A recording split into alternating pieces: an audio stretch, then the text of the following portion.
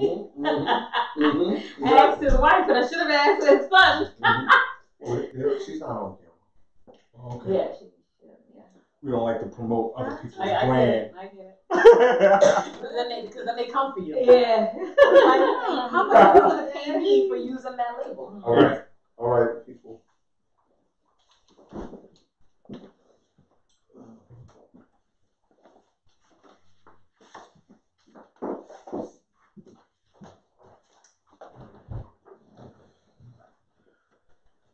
Welcome to Conversations with Malik podcast, coming to you from New York. I'm glad to have you and thank you all for listening and watching this show.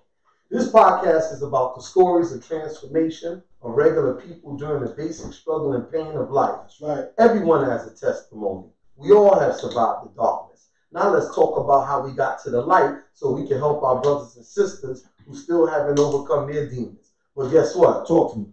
Everybody has devils on different levels. So through conversations, we use the tools of insight to light the path of hope. Let's have a chat and stop running from our issues. If we live through it, then talking about it probably won't kill us. That's what we're doing.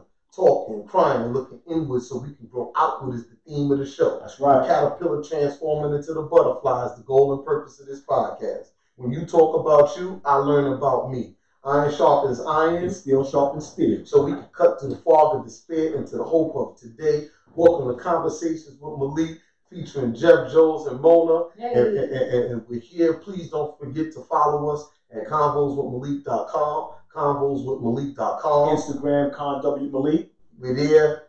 Facebook. Apple, iTunes, Stitcher. We're here. We're here. And we're on YouTube, live on YouTube. Don't forget to check out the website as well. Oh, please do that. And listen, I would like to thank everybody who helps and responsible, the whole team for making the show possible. That's right. You know, I want to give a shout out to Kareem for all of the great engineering work that he does with the show. The sound effects are crazy, the music and everything that he does. Wendell, the cameraman with the plan. That's right. You know, listen, Justin Ma, social media guru. Mm-hmm. Okay, Dawn Michelle. Dawn. How you doing? Thanks for everything that you do for the show. Yvonne and Steve Dad. You know, and listen, so we're blessed, man. We're blessed to still be here.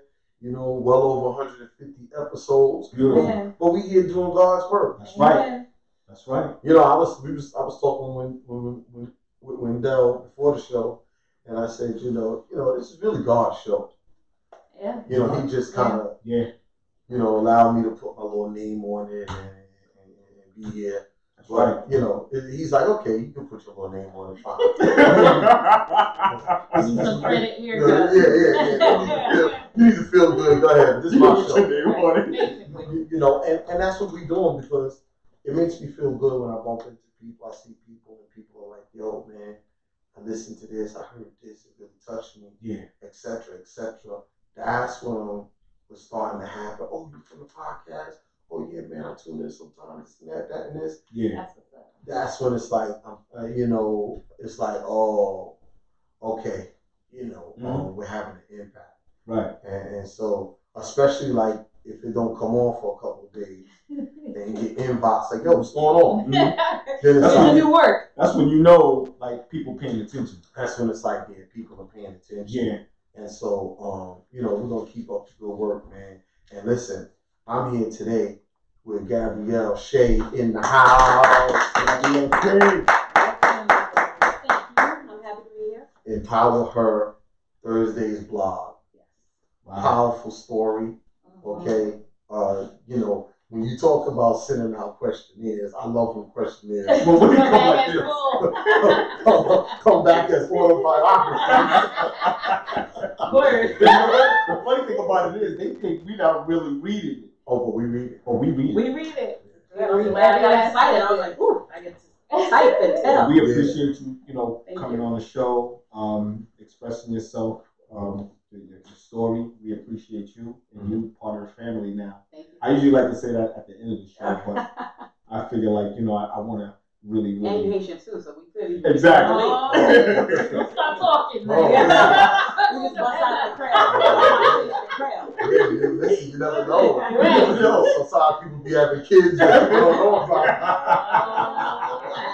No, listen, stuff happens. Especially, you know, in our culture. So, yes. You know what I'm stuff be happening out there, and so thanks for coming. Thank you for having me. Really, and I speak on behalf of all of us. We really appreciate when anybody wants to come on our show, and everybody's a superhero, and that's kind of the theme of how we feel about the show. That everybody has a story. That's right. And we say it in the intro, like Jeff always likes to say the part that, well, everybody has a testimony. We all have survived. Yeah.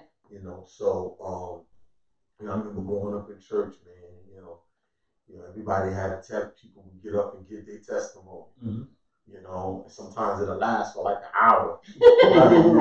But everybody has testimony. And we kind of live in a culture where certain people are celebrated, the rich, the famous, the powerful. But if you look at superheroes, whether it's from Superman, Superman lost his whole race of people, right?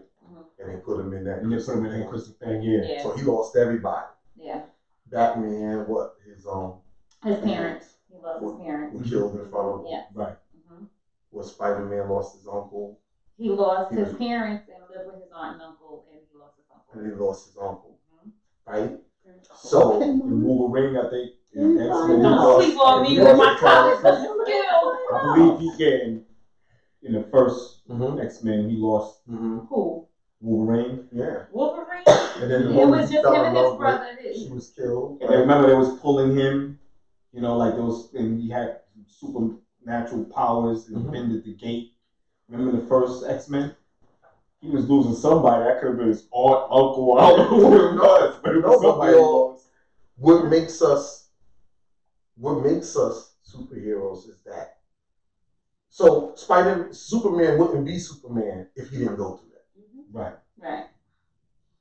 And this is what I be, so we're gonna get into it, but this is what I be saying to people, that when you're in that dark place, there's something happening there that, I know it's messed up right now, but you're not gonna become who you're supposed to become without this. That's right. Yeah. It kind of puts things into perspective. Because I remember when I lost my mom. I lost my mom, and 2 years later I lost her brother, my uncle. And then the year after that, my grandma. It's just like they kept coming back to back. And I was like, good Lord, my mind is break. Right. And it's like you going through all these emotions, and then after a while you just numb. And I'm just like, it's the circle of life. Yeah. It happens, yeah. We all know when we're born, what's one guaranteed thing we're going to do? We're going to die. Yeah. You don't know when, and hopefully you accomplish life. I kind of don't want to die, yo. No, God. Who wants to die? Who really He said I kind of. Nobody wants to die. Like you little decisive. I think the biggest thing is we want to pick and choose how we die. And when? Yeah, and when. Like, I don't mind dying. I just don't want to die in I want to drown. That's a big one. That's suffering right there. I don't think about death that way though. I think about death like I'm about to go see Jesus. No. I'm about to go see Jesus, bro. Do you really think that's Oh, you snap. I mean, not now, but I'm saying I'm not scared of death because I feel like I get what you're saying. Nah, you know what? I'm not. It's not like I'm scared. It's just I'm afraid to leave the ones like I'm afraid to leave my kids and stuff like that. Oh, they're still young. They're still young. So you're saying when? Not scared of death, but you don't want to die early without. Yeah. It's like people that loses their life real early. I just wonder sometimes, like it could have been somebody, or even the ones that even had children. Yeah. I mean, you don't know when it's gonna happen. Sometimes it just happens because it's just your time. Yeah. You go out and something happens. Something happens.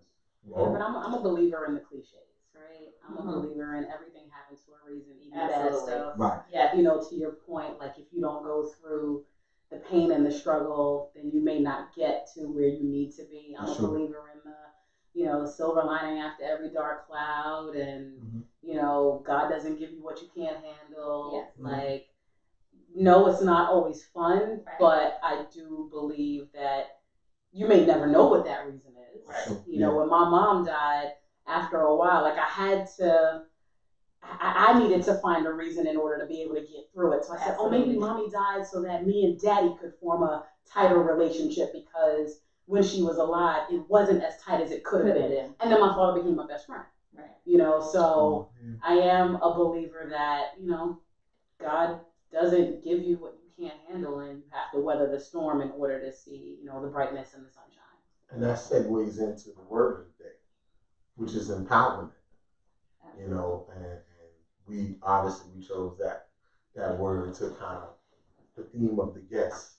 And so I'll let you start with empowerment, Jeff. What does empowerment mean to you? We'll go around. Empowerment for me is, you know, I like to have power. You know, I have an entrepreneur mind of thinking, but I also feel that, you know, you have to learn. You have to learn from people in order for you to have this position of power. Mm-hmm. And I'm one of those that's willing to do whatever it takes to learn and to listen, to be able to get into that position and sharpen myself up, so I could be as sharp as ever, to be able to even give back and teach other people what I've been taught. So that's empowerment for me. What's up, Mo? You know, it's so funny because even when we said empowerment, we said it basically because this is Women's Month, Women Empowerment. And then I just now realized that her business name says EmpowerHer. And I didn't know. But when I said let's choose this word. So when you guys were talking about it, I was like, ooh. Yeah. So I can't look. So I feel like, oh wow. I can't wait for her response to empowerment. But empowerment to me is like finding your power in just the little things when you feel defeated and you overcome those small accomplishments that give you power in whatever you're gonna do later in life. It's just, I don't know. I'll always get tied up with these things. So that's fine. Yeah, listen, you know, empowerment. You know, we use the different tools and resources to build ourselves up, and so you know, regardless of what it is, whether we use our finances to empower our community, whether we use our spiritual gifts to empower others who might be going through a tough time, you know, whether we come together as a collective to empower each other, to you know, to maybe vote a certain way or elect someone into office or hold someone in office accountable.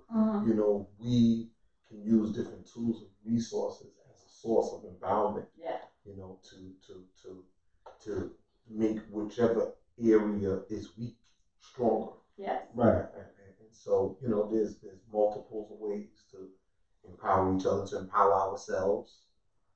You know, we can empower ourselves through, you know, if you're struggling with, you know, certain ailments, you know, you can empower yourself by eating foods that that give you the power you need to transform your life. Yes, you know, and cut things out of your life. So yeah.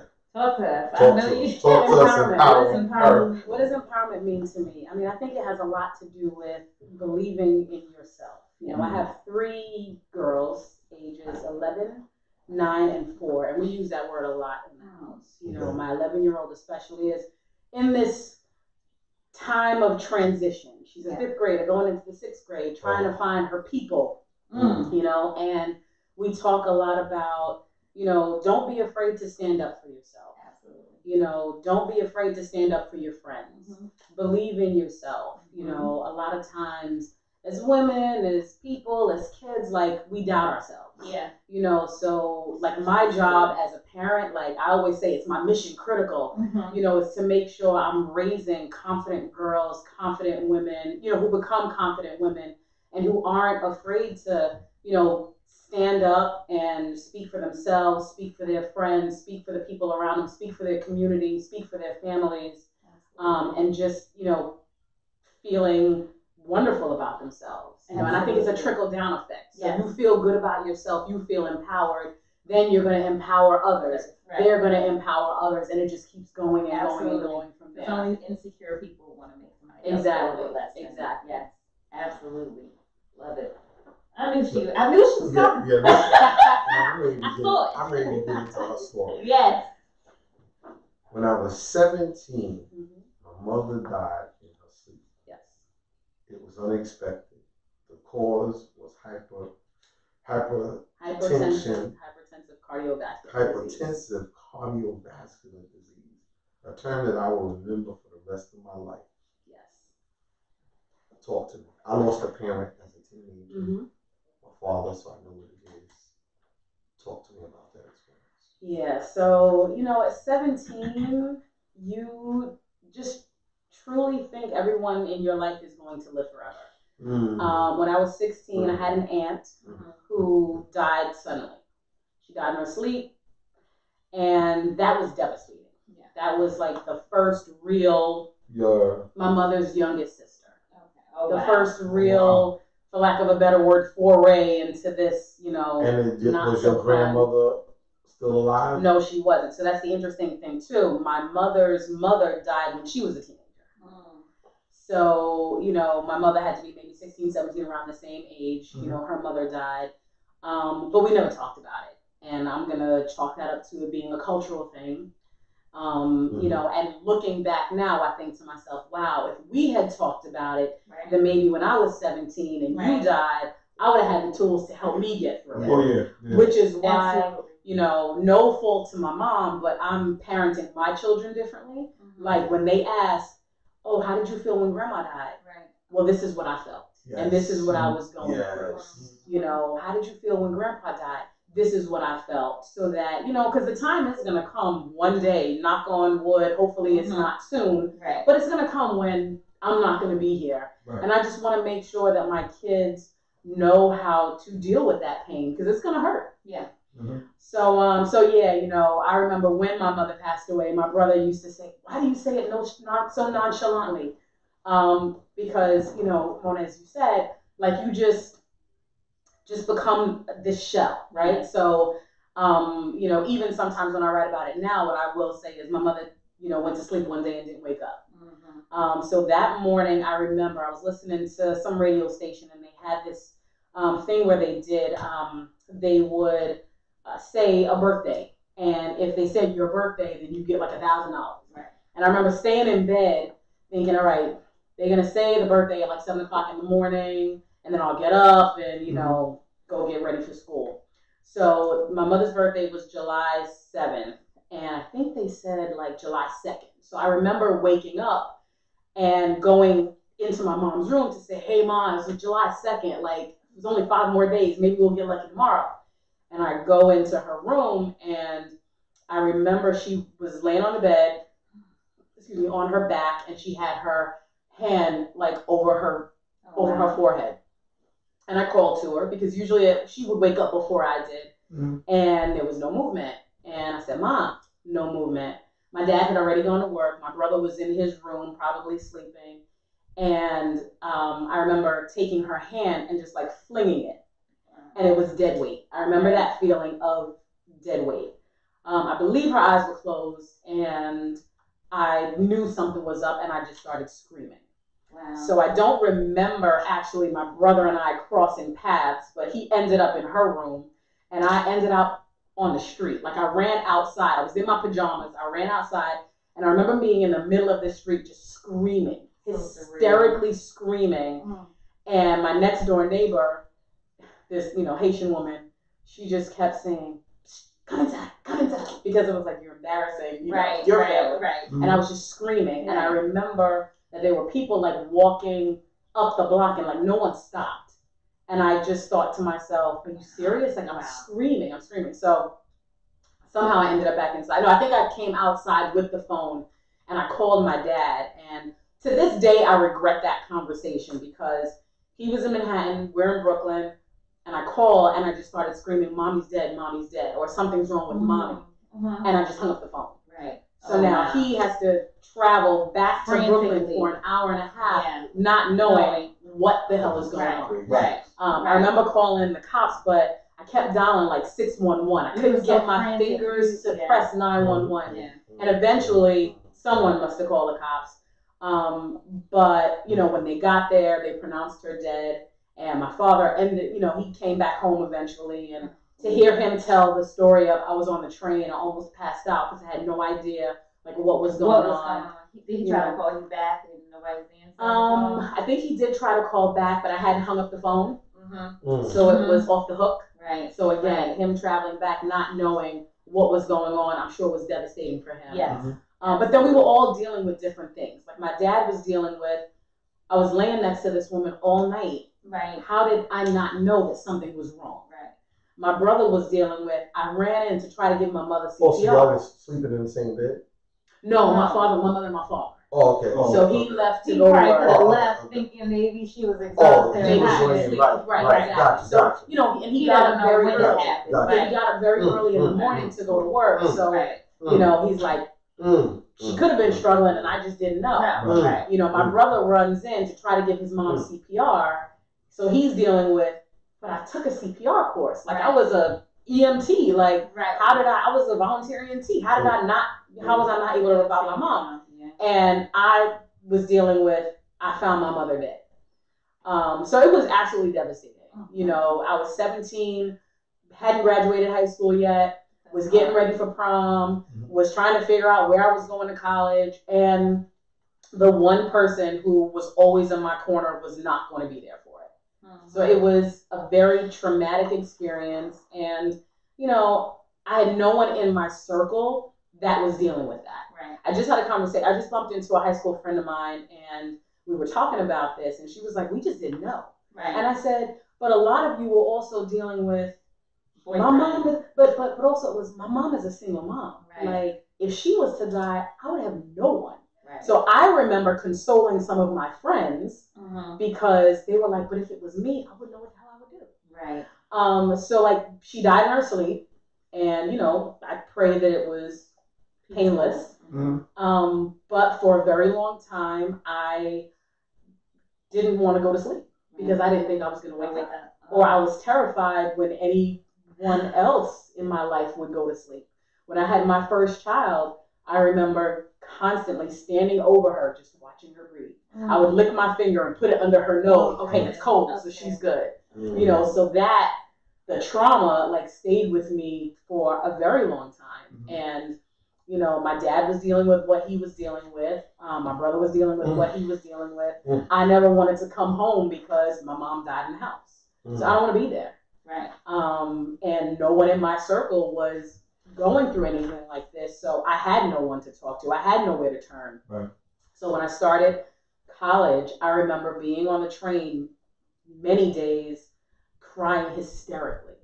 On the number 4 train going to Baruch College, it would be winter, I had glasses on, I'd be crying hysterically. And there was a part of me that was like, could at least one person just turn to me and say, are you okay? Yeah. And no one ever did. Wow. So I truly felt alone. And during my breaks, I would go to Barnes & Noble, which was not that far. And I was at the point where I was like, I need to figure out how to, I don't have time for this. I don't have time to feel this. I don't have time to feel the pain. I don't have time to keep crying. I need to figure out how to get myself out of this hole. Because I'm wondering how you were focused in order to still keep going. I'm barely focused. And again, not saying that my dad didn't support me, but he was dealing with, I was married to this woman for 27 years. Yeah. And this is all I knew. That's tough to and now she's not here. Yeah. And she did everything. So now I got to figure out for him. So now he got to do things for himself, right? And for us, that he hasn't had to, and for you for guys. us. And then in the midst of all of that, you got family drama, and this one is mad at this one, and that one is mad at this one. It just adds to the strain and the pressure. Right. So I would go to Barnes & Noble, and I would immerse myself in the death and dying section, and just read books by Elizabeth Kubler-Ross and just any textbooks that I could find about the stages of grief. And I'd be like, okay, how long is it going to take me to get to acceptance? And then I came across this one book called Letters from Motherless Daughters, and it changed my life. It changed my life. It was an amazing book because it was written, by a woman who had lost her mom, but then she tapped into other young girls and young women who had lost their moms, and they wrote letters. And 21 years later, I still have the book. And unfortunately, I've had to pass it on to a few people. But I look back every once in a blue and check out just the faint highlights because I remember reading that book on the train and like I read it cover to cover very quickly and highlighting and writing in the the scenes what I was feeling. And I like to go back and look at what my 17-year-old self was thinking at the time and just exactly looking at where I was then, how I was feeling then to how I'm feeling now. But I do think, like you mentioned earlier, a lot of things, even bad things, prepare us for other things. Right.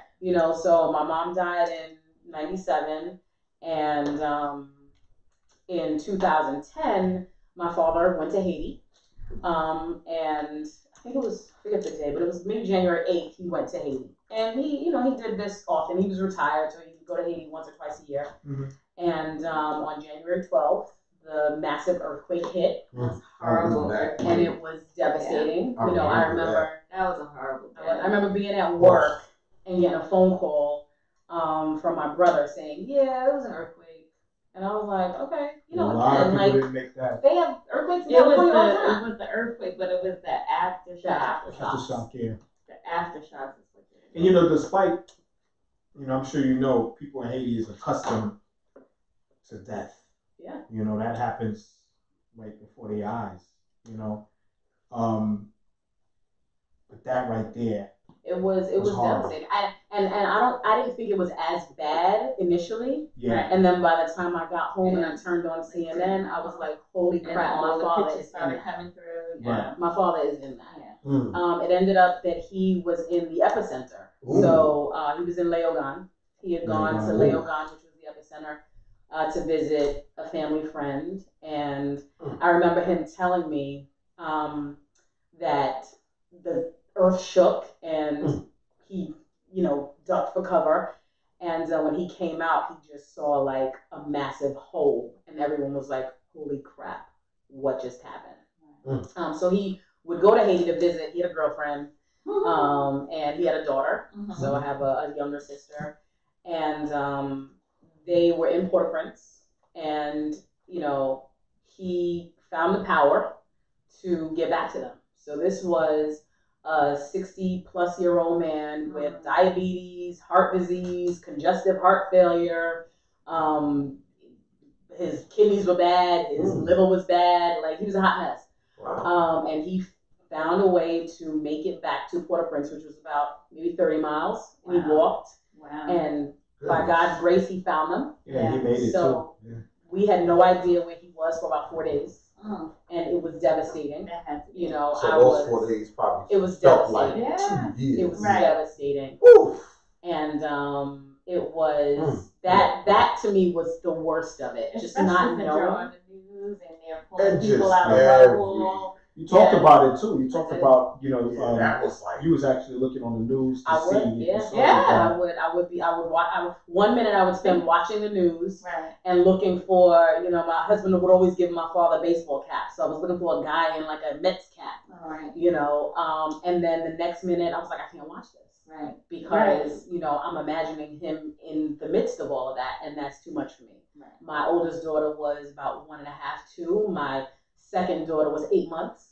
So, at that point I had to, again, figure out how to compartmentalize what I was dealing with because I still had to be a mother. Yeah, and there were people that were looking for people, so it was like names up on a thing, and then I remember people were like, it was like they were showing things that they made up where you could go over and they was looking for names, and it was like wanted pictures up. It was like, It was my, hard. not wanted, but those pictures. Have you seen mine? Yeah. And I was just like, Because it was in the major cities of Haiti. A lot of actors helped out. A lot of people went out. And it's funny too, because that's what I would tell. Like, so eventually, it happened on, I believe, Tuesday, and on Friday, my father, and this is like, look at God, right? So my father happened to be in Port-au-Prince, standing next to someone who had cell service, who had called their cousin in Boston. And when he realized, oh, this stranger is on the phone with someone from the States, he said, "Can you please give this person my daughter's cell phone number because that's the only number he remembered, Wow. and can you just have him call her and just tell her I'm alive." Right. I don't even want I'm to alive. call. That's it. You just I'm tell alive. them to Right. call. I'm alive. But that's a peace of mind. That one So phone call. that's it. So And I so you got a call from a I got a total call from a stranger. stranger, some random person in Boston, I'm just letting you know that your father was alive. That's heavy. Beautiful. How did that make you feel at that time? You know what? Initially, like my husband was like, "Wait a minute," because we put his picture online. Like, is this a prank? Right. You know, and then Oh. you know, that's what we thought. It was like a prank. And then when we realized that it was serious, I just broke down. It was such a relief. It was such a relief. Yeah, because you can't really make that up. It was such a relief. Standing next to somebody. So, your father gets sick. My father gets sick. So my father comes back home about a month later, and you were talking about the stars that were helping. I remember when he decided, I'm going to stay, make sure my girlfriend's okay, make sure my daughter's okay, because they didn't have passports. They couldn't come to the States with him. Right. I kept saying, "Daddy, just look for Anderson Cooper. Look for Sanjay Gupta. Look for Claire Jones. I knew he would know Sanjay and Anderson. Yeah. I was like, just look for him. There was a lot of those out there. So eventually, I'm going to say maybe 3 weeks to a month later, he finally came home. Okay. And he was different. Okay. He was different. He came home and, you know, Yeah, no, I can imagine. experience with change. oh, he was Yeah, different. no. Yes. Something he was like different. that. Like, my father had this thing. Yeah. Did he see?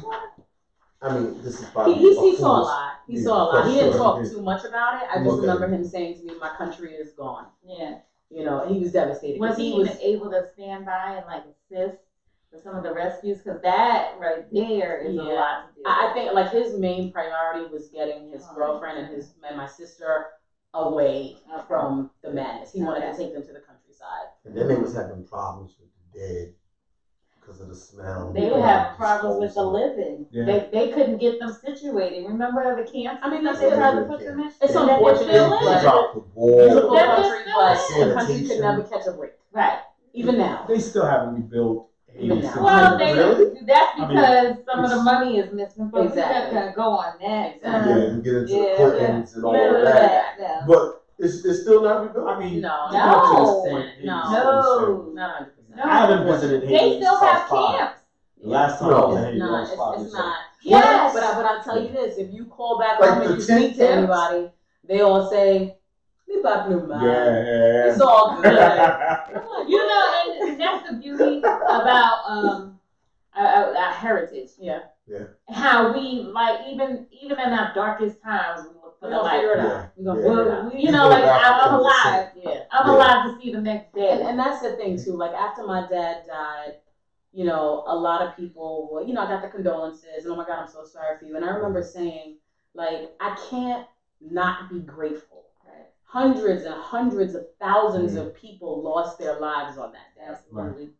My father came back and I had him for 4 or 5 more months. Right. And I was able to, you know, make up any lost time, and I was able to, you know, just let him know exactly where we stood with each other. Right. You know, he got sick and ended up in the hospital and deteriorated fairly quickly. Mhm. And I remember the moment he passed, I turned to the doctor and I said, "Is my dad gone?" And the doctor, he didn't want to tell me that dad had died. So he said, "You know what, just talk to him." Right. And I took a minute and I said, "You know what, I don't have anything to say. Right. I have nothing to say." Because we said it all. What did he pass away from? Liver cirrhosis. So like you know, you have diabetes and then Right. everything just starts. Deteriorating. Yeah, everything. So Do you had believe- bad kidneys. You believe that some of the elements was the result of his death? Could be like it started with like a staph infection. And there was never it was never determined that he got the staph infection there. Mhm. And then he kind of just went downhill from there. But I think a lot of it was emotional. I think Yeah. a lot of it, Yeah. you know, as much as he wanted to live for me and my Psychosis does girls, play a lot. I think he was just like, all right, I'm good. Right. You know? Yeah. My woman's good. My children are good. I can go. Yeah, and, exactly. And you know, a testament to our culture and people of African descent. You know, we're all from Africa. You know, so I know we kind of get caught up into, you know, I hear people say going back home, but they're going to Jamaica. I'm like, that's cool. Yeah, that's Back the home point. is Africa. I'm going back home, I'm going to Haiti. Right. That's nice. Yeah. Back home is Africa. But I was talking to this brother at this event from Ghana, and me and my family are gonna go to Ghana. He was kind of directing me. He's gonna tell me the different places to go, and to also to go to the slave forts. But there was one particular place where they took people to just to die, people who they felt they couldn't break, like dude that just wouldn't stop moving. Determination was too strong. strong. No, Right. And, He was too and so empowered. they Right. just He would, was too empowered. they would just lock them. They would just lock them up and just come back in 2 weeks, like once they were dead or whatever it was. But just a testament to, because there was other groups of people that were wiped out on different islands and different. They just wasn't able to stand up. And I'm not saying we're better. Everybody's equal, right? But I think it's a testament to, and I'm a firm believer that later this century is gonna be the time of it's really gonna be the rise of people of African descent and the rise of Africa. I just feel that way. But we didn't die under we didn't die under the heat of the Louisiana sun or on the island of Espanol, which is Haiti. We made it.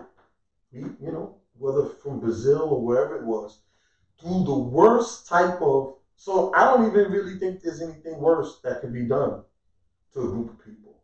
The level of genocide that was placed on us, and we're here, where there's like groups of people that are no longer.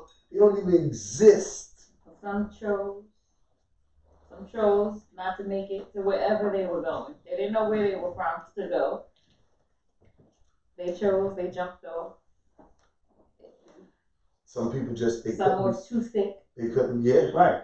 Yeah. So, we're still here, and, even in the worst of times, we were praying. Yeah. We were believers. It's a resiliency, and I think that, kind of, lends itself to, going through dark times and realizing that, okay, like I tell my kids this all the time, like, it's really not the end of the world.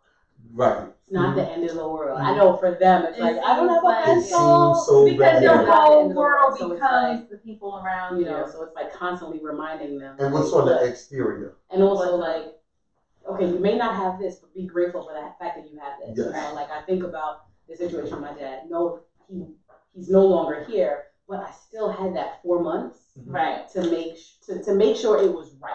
To make sure it prior was to all that, you made that connection with him too. Prior to that, when your mom passed away, you talked about. Yeah, I mean, we were definitely. You made a lot of. And that's the thing. Like, when you have kids, your relationship with them changes, right? Yeah. You are mom, child, dad, child, but as they get older, it evolves into something else. And by the time my dad had gone, we were boys. Right. Like, that was my boy. Like, he, like, that was my best friend. Like, we talked about everything. He talked me off of many a ledge. Like, chill. And we just had that relationship. So it is true. So you talk about so EmpowerHer. Yes. Talk to me about the organization, because I was really looking y'all up and I see y'all do a lot of wonderful things. And there's different chapters. Yes. And so you're part of the New York chapter. Yeah. So like, talk to me about how you first connected, why EmpowerHer. Yes. So I connected with the group EmpowerHer because my job was hosting an event that they were having, right? So we were providing a space for them. And the woman who wrote the book, Motherless Daughters, was going to be like a speaker. She was doing like a TED Talk at this event. Exactly. So it came full circle. Wow. And again, I go back to everything happens for a reason, right? So I'm a part of, one of the employee resource groups in my company, and it's the women's group. And I remember we had a meeting, and the meeting was like in another building that's adjacent to our building.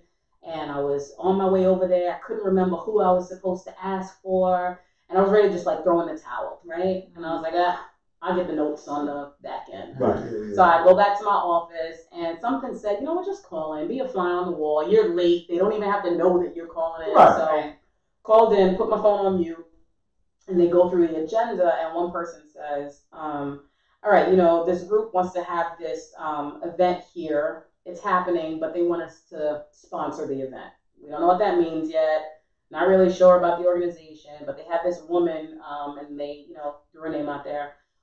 She wrote this book called Motherless Daughters, and I'm working, and I was like, okay, wait. What was on here? Yeah. Wow. So they continued talking about it, and I unmuted my phone and I said, look guys, I've been here this whole time, but you know, fly on the wall. I'll do whatever you need me to do. Cause in my eyes, I had the opportunity to meet the woman who wrote the book that changed my life. Yes. Right? You had no idea. I had no idea, right? So when they said her name, I was like, oh no, I gotta be a part of this in some way, shape, or form. Yeah. So I kind of convinced them to sponsor the event, and they then came back and said they want us to be a little bit more involved. They're looking for someone to maybe like host or co-host, and I was like, whatever you need me to do, I will do it. Okay. So I ended up co-hosting the event, and I had the opportunity to meet. You know, people hate it when I say this, but I'm like the dead mommy idol. You know, Wow. So I had the opportunity to meet her, and I remember just being in awe. Right. And like, oh my God, I can't believe it's 20 years later, and I need to tell you how you changed my And life. that book is still impacting people. It's still impacting people. And I remember her looking at me saying, oh my God, thank you so much for doing this. And I'm like, and she was like, I'm so happy to meet you. I'm like, are you kidding me? Right. Like, you don't even understand what this means to me right now. So I started communicating with the woman who, Cara Belvin, who runs the EmpowerHer organization in Boston. So it started in Boston. And I remember saying to her, like, we need this here. Because, you know, when I was standing at the podium hosting, I looked into the audience and I maybe saw like 3 or 4 women of color. Wow. And I had invited them. Wow. And the Me Too movement is going on. It's so important. You got a lot of stuff in the country. It's so important. So it's like right timing. Perfect timing. Trump is doing his thing. And I He's said, grabbing vaginas and being Trump. And yes. What? No, I'm serious. What's happening? And he's disrespecting calling Elizabeth Warren Pocahontas. We were not here for that. Yeah, I mean, so women were really saying, hold on a second. We need to. Now we have a male chauvinist president. Okay. We need to be empowered. And I do feel like a young girl who has lost her mother, and your mother is usually your anchor, right? And you lose that, and now you are in this place of vulnerability, which leaves you to the possibility of being manipulated by the wrong individuals, ending up in like, you know, a pretty negative space. And the reason why this organization was so important to me is because I know what it felt like not having my mom at 17. And I know that it would have been helpful if I had someone who could relate. Right. I'm not saying that, you know, a woman who still had her mother couldn't help me. Right. But at that time, I needed to talk to someone who could say to me, I know what you're going through. Right. I've been there. Right. And I needed that. And that's what this organization does. Yes, they are open to anyone who wants to volunteer, but, you know, they want to connect young girls with women who have, you know, taken that path, you know, unfortunately. So I connected with Cara, and we talked about, you know, branching out. And she said, you know, I want to start a New York chapter. So I was like, I'm in. You know, let me know what I have to do. I'm in. I want to be a part of this. If I can help one girl see that there is, you know, life on the other side of grief, then I've done what I'm supposed to do. Absolutely. So yeah, so it's really important to me. And, you know, you go through these, you know, transitions and these thoughts. I'm 39 years old. My mother was 47 when she died. And I was 17 when she died. And when I'm almost 47 myself, and my oldest daughter will be around the same age that I was when my mother died, and that's terrifying. That is, you know, like yeah, it really messes with your mind. God bless you know, those who have your mom. It's funny because someone said to me a little while ago that like as children we are brought up to like learn patterns. You know, you learn patterns. You are just you're in your mother's child. It's hard to like disconnect. Like, oh, mom died at 47. Right. You know, could the same happen to me? Yeah. So yeah, like in my own way, trying to prepare my children and then for you when raise that your does daughters happen by yourself. Right. Like because I'm listening to you, and my mom died when I was relatively young. I was only 27, and that's like the pinnacle point because you're growing out of the teenager of I hate my mom, or like my nerves. Yes. You're not my best friend. You know, that combative relationship, and then you actually starting to get a little closer. You know, I had my daughter, and so we got the mother tips that you didn't get to share. Right. And then, but then as your child gets older and you're going through I told you, I hope you have a daughter. So she's putting your I wasn't like that as a child. Right. Like, Mom, can you help me with this? Yeah. And so your mother would guide you and assist you through the raising of your children. Yeah. And it's like, you don't really take for granted what that is. It's like, I'll tell you, the night before my mother died, again, no lie, I remember I was doing something. You know, when at 17, it's all about you and your friends and everything. I think I was. I don't know if you guys. I'm dating myself. I don't know if you guys like remember this, but the Daily News would have these great adventure sweepstakes things where you had to cut out like stickers and stick it on the paper. And you send it in, you get like tickets for you and your friends. So I was doing it that night. Every kid used to do it. I was doing it that night, and I remember running back and forth to the kitchen to get the scissors and the paper and everything. My mother was sewing. She was not great at sewing, but she just took up sewing as a hobby. And she had said to me, "Oh, my friend is having, her daughter's having a ballet recital. You have to go with me." And I remember saying, like, take your husband. Like, take him in. Why are you taking me?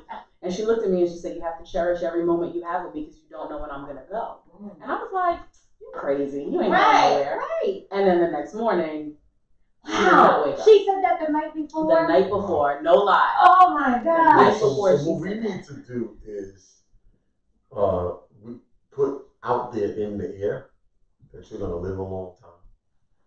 That you're going to be around a long time. Right? I'm not done yet. I got things to do. Yeah, you got things to do. Yeah. And in 10 years. But here's the thing, it doesn't consume my life. No, I got you. I don't think every minute of every day I have to live. Yeah. Like this is the last moment on earth. I feel that you're guiding your daughters from what you said.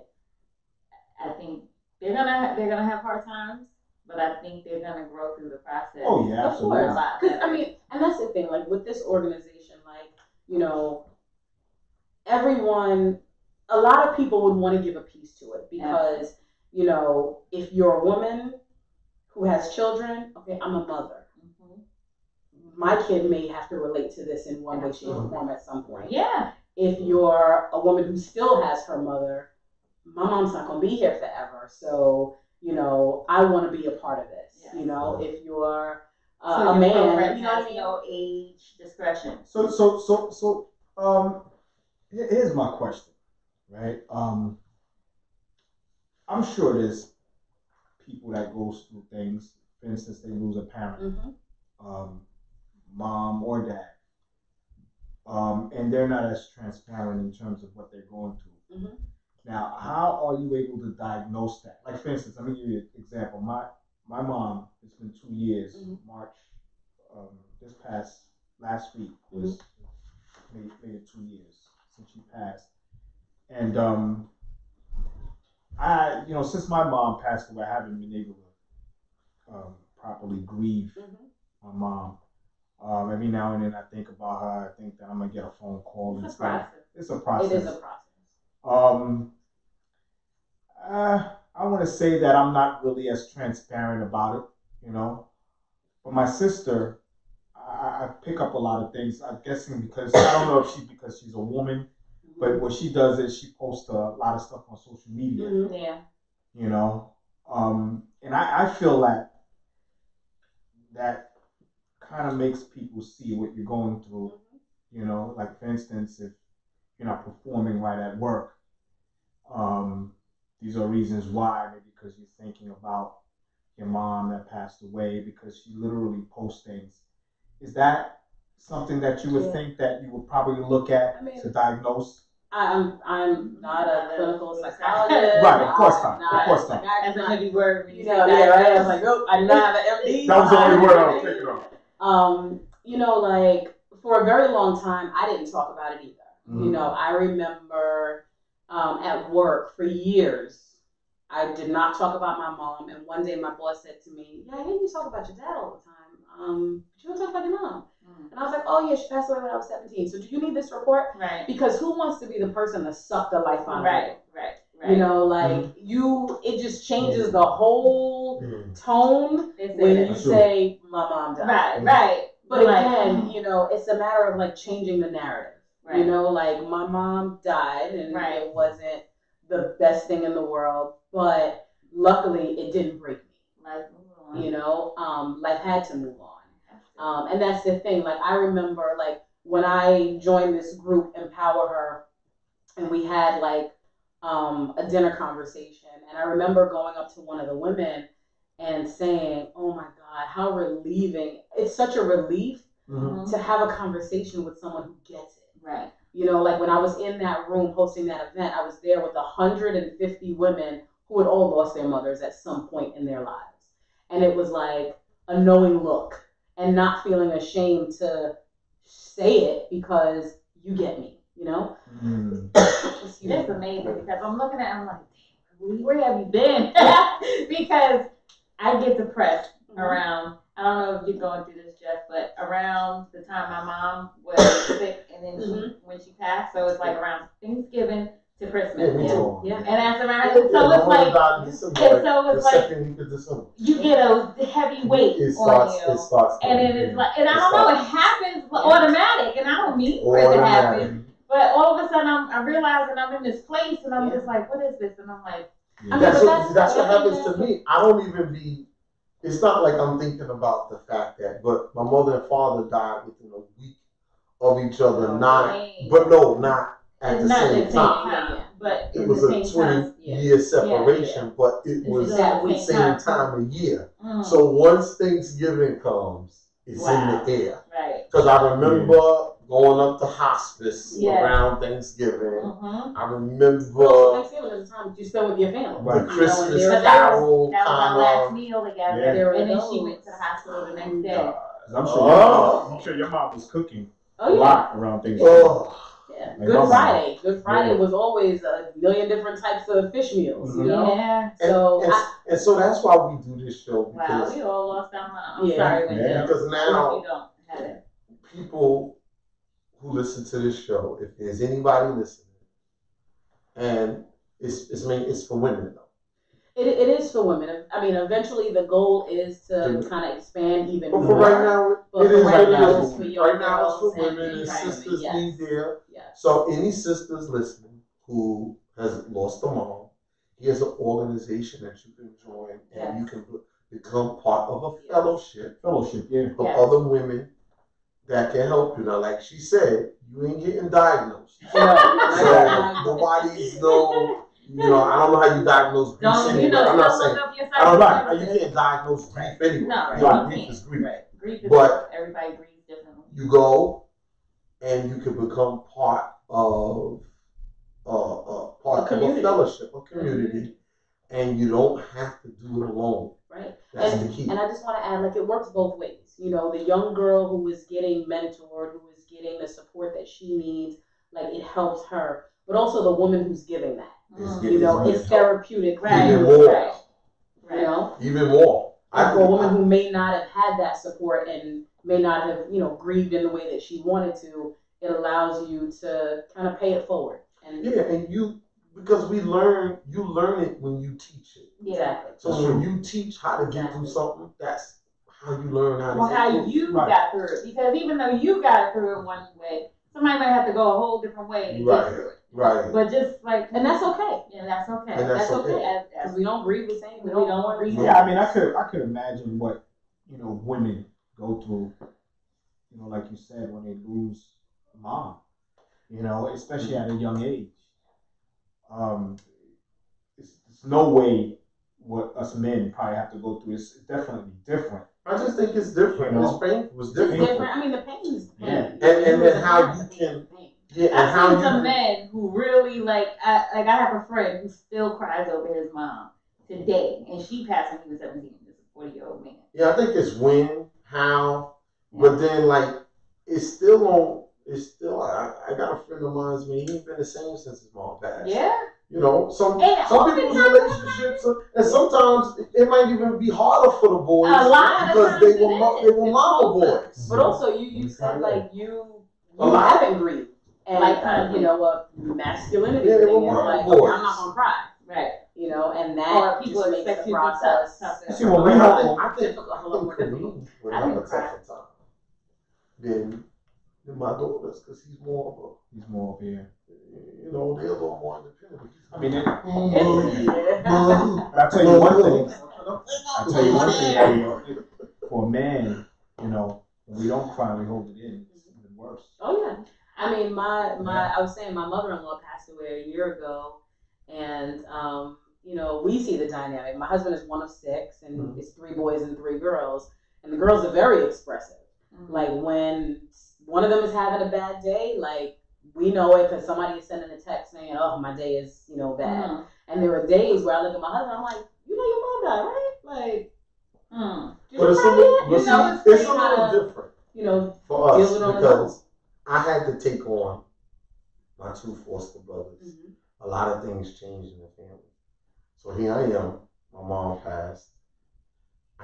I had 4 kids, a wife, and now I got these 2. We had to move in. So now I'm responsible for 6 kids. So you didn't have time to read. I'm working with my business. So you don't really have time. We went away, right? We went. I hadn't cried or anything. I wasn't trying. I wasn't not trying to cry. Right. I just didn't cry. Too busy. Well, I come from a family where we lost. My mother was. We had a few tragedies in the family, and at that time when my mother died, we lost 4 people in our immediate family within an 18-month time span. So my family was devastated. Yeah. People were rallying around us. It was like a real big thing. People were like, "The maternity just is going through it right now." So, but we came back off of vacation, and we hadn't even unpacked the bags. We go in the room, and Antoine Fisher movie's on. Oh goodness, yeah, that would do it. So we're watching the Antoine Fisher movie, powerful movie. Anybody seen it? Powerful movie, right? Yeah. And he goes to meet his father's family. And you remember when all of them were greeting him? Right. Yo, this is your cousin Bernard. Right. What's up, man? Right. Yo, y'all was named after your dad. Everybody showing him love and this and that. So he finally gets in to where the matriarchs and the patriarchs is. And he goes over to the woman who's the oldest one in the family. Yeah. And she went to reach out her hands. And her hands look like your mother's hands. And I just... That's when it hit you. I'm talking about snotting. Yeah. So everybody running. My kids never seen. The kids are standing around the bed looking at me like. So it took for that to happen. Just that. Yeah. Hands. I'm talking about the veins. Yeah. You know those southern hands that can cook. It could be a smell. You know, it could be a smell. Yeah. That just like you know, you walk past and you're like, that's a memory. Like I don't remember what my mother's voice sounds like. You know, I remember like just one word, like her saying my name, and that is it. You know, and I kept my mother's voicemail for years. And people used to call the house and be like, "Can you please change your voicemail?" I said, "For what?" I called the house. No, not yet. I called the house. Did you? And I just when my sister picked up, I was just like, "Did you hang up?" No, I didn't even. I was doing something, and I'm used to 718-712-1351. I just called mom and I called the house, and my sister answered, and I just sat there. And then she must have looked at the call ID and saw it was me. And she said, "Malik," and I just sat there on the phone. She said, "I know, I know." Yeah. Yo. I think my grieving process, it looked probably strange to people because So she knew automatically when you. my mom was sick, and I went through it with her. Like I was home we lived in the same house, so I went through it with her. So it's like when she passed, it didn't seem like I mourned at all, but I did. I did one day of like full out crying. Oh my God. Whole day. Not a day. Actually, it could have been like 5 minutes. But it was strong. But it was strong. Like, you know, like you feel it, you got to burst out. Oh. Yeah. And it was just like you couldn't contain it any further. Coming from you. Yeah, and I screamed and I cried, and then I was good. Yeah, it is relieving. But then you see, like, talking about relief. Like, I lost my mom instantly, right? Like, no, and she died. Right. You know. She didn't suffer either, your mom. No, but she doesn't know that. But then I watched my father, like, deteriorate. Right. And then when he passed away, it was like there was a relief. Yeah. But then, like, you feel guilty that there's this relief. You Yeah. know, and I would say, and I would always say, like, I remember when my mother-in-law was sick. We were all in the hospital, and you know, it's still mind-blowing to me because I'm like, do people really do this? Like, we were all in the hospital waiting for her to die. Yeah. And I remember, like, my girls, when she kind of got to the place where she was like, okay, I'm done. I don't want any more medicine. I remember my girls were like, did Nanny want to die? Like, why would she want to die? And I said to them, like, you love her too much to want to see her suffer. Right. And if her not suffering means, all right, you gotta go, like, you have to be selfless. You can't be selfish and want her to stay here just for you, even though her quality of life is not going to be a good one. My mom. You know? She did not want to be in the house. But then you feel guilty for feeling that. She had stage 4 cancer. So she knew she was going. She, like, she could feel a little pain, and she knew it wasn't right. So when she went to the hospital the day after Thanksgiving, the doctor sent her to the hospital, and I was at work. They was like, come home, mommy's in the hospital. I came, I'm in my uniform, and my mom's in the ICU. And then I look at her, and she smiles. I said, you're funny. I said, you're funny. And I knew that's what it was. It's like, she didn't know if she was going to go, but she felt she wasn't right, and she didn't want to die in the house. That was her number one thing. I don't want to die in the house. Let me tell you what my mother did. So 2 things. My mother used to stay up at the hospital all the time with my father. My brother at the time was a police officer. It was a big public court case.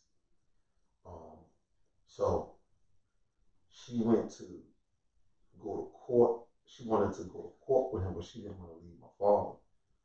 My father said, go down to the courthouse. Just go. It was real public, you know, thing that was going on with my brother. And he said, just go. Give Terry some support. So she went. When she came back, he was dead. Right? He didn't want her to be there. Oh, he didn't want her to be there. Now my mother is in hospice with my cousin Kelly right now. And Kelly, I love you. I love you. Love you, girl. 52 years old. They gave her 72 hours today. She's in the same place right now that my mother was. And out in Melville, hospice in Melville. And so my mother's there, and with me and my sister up at the hospital. My mother was probably 50 pounds. Her eyes are blue, so you know she's blind. She's taking a breath like every 3 seconds. And then it's going to 4 seconds, and then just eventually she'll stop breathing. So imagine being there with somebody that's like,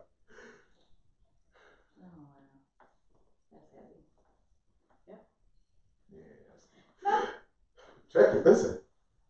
So now, we're sitting there, one of the most troubling experiences of my life. And I've been through some stuff. So my sister that I'm up there with, her son is in prison, upstate. My nephew. So she's trying to figure out if the prison is bringing him. My mother hasn't said a word in days. I'm basically like, she's dead. We just waiting for her. Yeah.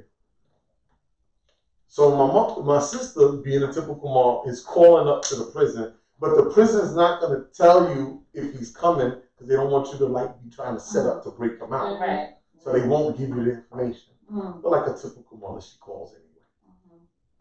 I leave about 4:30 in the morning or whatever it is. She's like, "Lee, go home, pick it up here. They go wash." I'm like, "I'm gonna go wash. I'm gonna come back tomorrow evening." She's like, "Well, you know it's good because my other sister and we took shifts. My mother was blessed.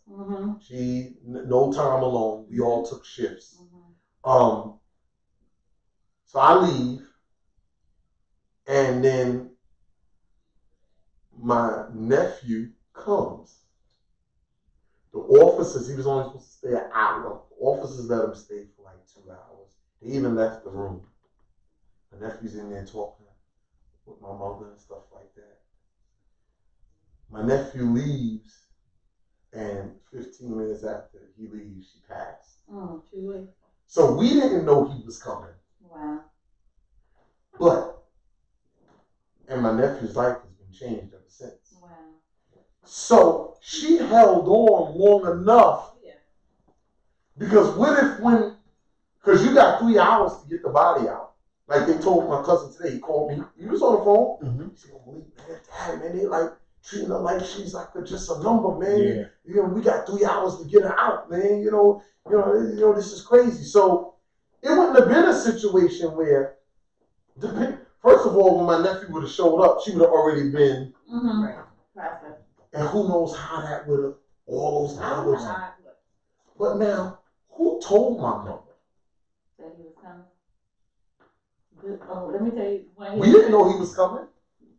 They can't tell. That's how I know this God. Listen. God said, "I got one more assignment for you, Yeah. Sister Teresa. Do you want the assignment?" That's Yeah, what I'll happens. take it. Listen, let me tell you. And I forget about this. Because I was going through so much when my mom was passing. It's like a lot of stuff was so surreal to me. Heavy. And I keep forgetting my father was fighting for his life at the same damn time. Are you serious? The same time my father had a staph infection. And they didn't know how to battle it. And the thing was, it was like, okay, your father's in a hospital. He has an infection. We don't know if it's an allergic reaction to the medicine or whatever. So they're trying to find out how to combat. I'm just like, okay, but my mom's dying. Like, okay, that sounds like the infection, dying, infection. Yeah. I'm going over here. Yeah. They was like, "Mona, get to the hospital to your father." So I get over there and I'm just like, "Hey, Dad, I didn't realize it, but I'm still in my mind. Like, my mom is dying. Like, at the same thing. So he's not he wasn't with my mom. He was with his new wife. So I know he's taking care of because he got his wife. My mother didn't have anybody. So it didn't occur to me that he was in the hospital for over a month. Like, at the same time, and the thing is, my mother always loved my father. And it felt like she was taking him with her. Oh. It was like all of a sudden my father got sick. And it was just like how sick he got at the same time that she was dying. And it was like when she died, he started getting better. And it was just like, wow. She was about to take you out with her homie. It's God's plan. No, that's deep. There's some weird dynamics. I'll tell you this. Like, when my mother-in-law died on March 21st. Whoa. And it was like this weird snowstorm last year, right? And there are a lot of people in the family who work in the schools, and the kids are in schools, and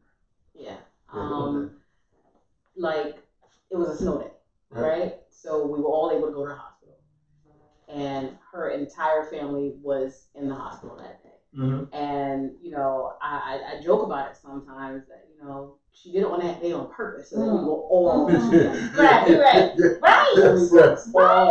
And my oldest daughter, who is struggling with her grandmother not being around. If you walked into that hospital, you would have thought that she was there just like hanging out. She was the only one that didn't really want to be in there. People were going in and out, My middle daughter was going in and out. You know, she would have sat there the whole night if we let her. My youngest daughter wanted to go in and out, but my oldest daughter was like, "No, I'm good." And she would be on her phone and she'd be talking to whoever. And I'm like, "Dude, your grandma's in there." Yeah. And like a few minutes before we were supposed to leave, I said, "You know, do you want to go in and do you want to see Nanny?" And she was like, "No." And I said, "Look, I'm gonna tell you now. I have no idea what we're gonna come back to tomorrow. Could go one way or the other. I'm not gonna force you to do anything you don't want to do, but I don't want you to have any regrets." Right. And she said, "Okay, fine, Mommy. I'll go in and I'll just, you know, I'll go in one more time." We had our coats on and everything. So she walks in, and my niece says, "You want to come a little closer?" And first she was like, "No."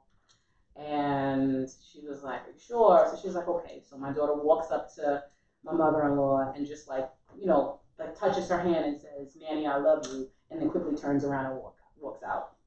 And I'm gonna say, you know, everybody got their coats on. We're about to step into the elevator, and then a couple of people came out of the room, tear streaked, saying, you know, Nanny's gone. Yeah. And I remember saying to my daughter, like months later, when she was having a tough time, like reconciling it, and I said, "Do you realize that you were like the only person who didn't want to step into that room?"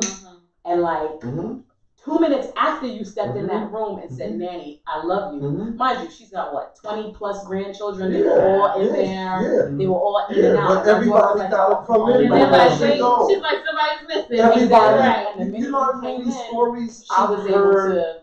You know how many stories I've heard of, you know, people holding on until so and so flies in from out. And we're not talking about people who are actually consciously awake, like who are up talking like, "Oh, I'm waiting until." No, you're talking about people who might have not even said a word in days. My mom was out for a month. But that's how you know.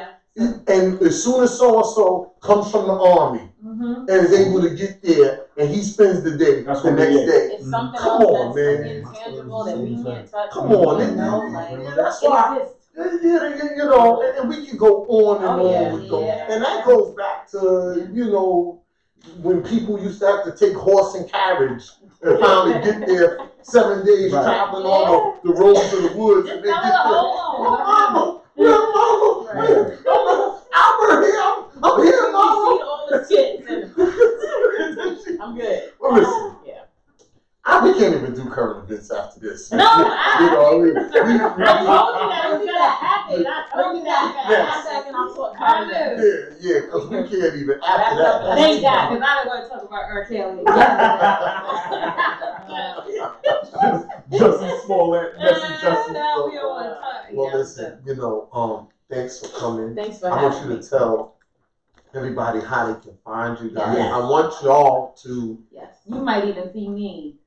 Come on, we are looking for volunteers. Well, listen, they'll start the mail chapter. I might. Maybe you could be the head of the mail chapter. Fox, I got a big head. Go ahead, tell us how you can find it. All right, so you all can find me, Gabrielle Shea, at Thursdays.com. That's ThersDays. And on Instagram, Thursdays Vlog. Tell a lot of great, funny stories about my kids. But EmpowerHer. It's EmpowerHer.org.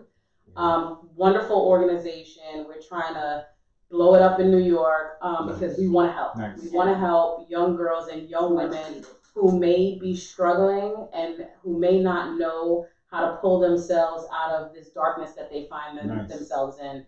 And just want to reinforce that there is life after grief. And yes, mom is gone.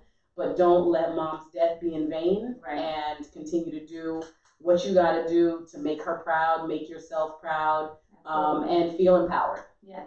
Listen, let's go. With that being said, on behalf of Malik, Jeff, and Mona, yes, sir, we love you, and there's nothing you can do about it. Look, she came in, she said, "Oh, y'all huggers. Y'all are huggers." Huggers and lovers. Huggers and lovers. Here we are. And everybody can hug every once in a while. Thank you.